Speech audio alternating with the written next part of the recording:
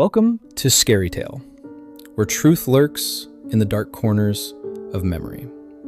Tonight, we dive into a haunting tale passed down through generations, a grandmother's warning about a man she once loved, and the thing he became. My name is Raul. I'm 28 now, born in a quiet town deep in the countryside of Sao Paulo. My grandmother used to tell me this story, always the same way, with the same fire in her eyes.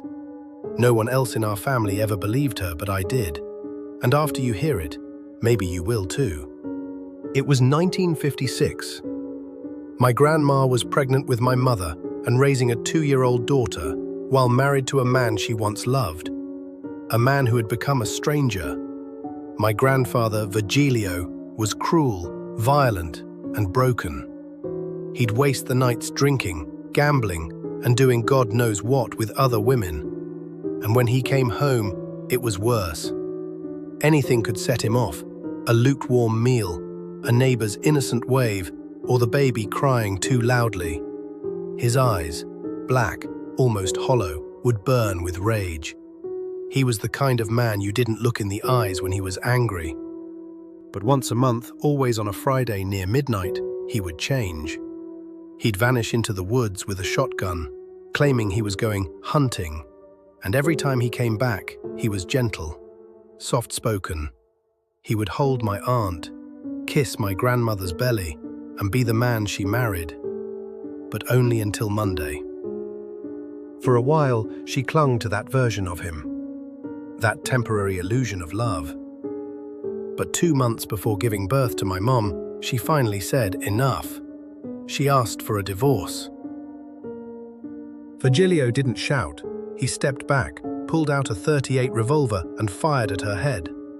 The bullet missed by inches, chipping the wooden pole behind her. He ran. Days later, he returned, not to apologize, but to poison the family well with rat poison. He would have killed them all, including his own child. Then he disappeared again, until Friday came. That Friday night, he burst into the house in a panic. Grandma had nearly dozed off, but woke to the frantic thud of his boots. He looked terrified.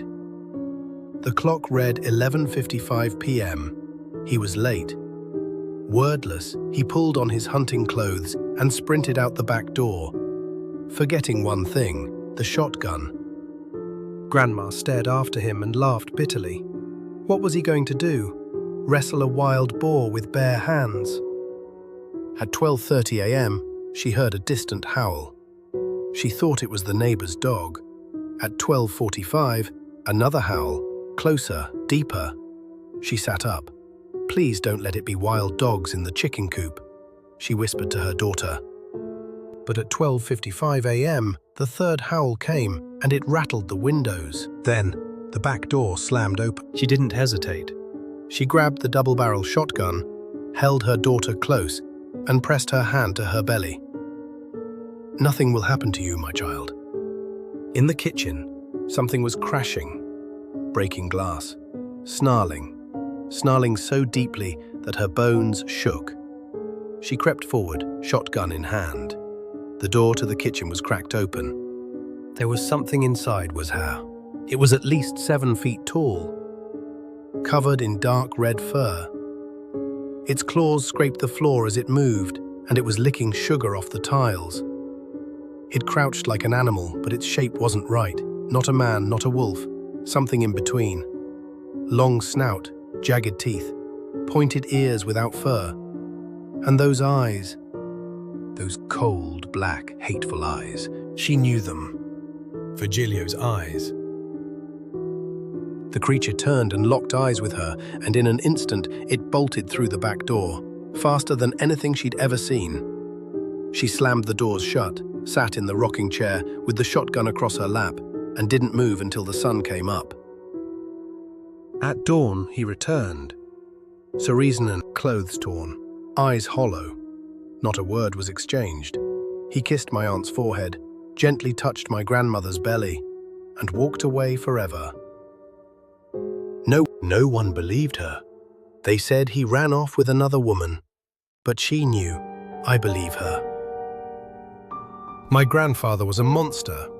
Maybe not just in the way men sometimes are, but something older, darker. So Virgilio, if you're still alive, I know your secret. Thank you for listening to ScaryTale. Some family secrets fade over time. Others howl at the moon. Let us know in the comments, what do you think Virgilio really was?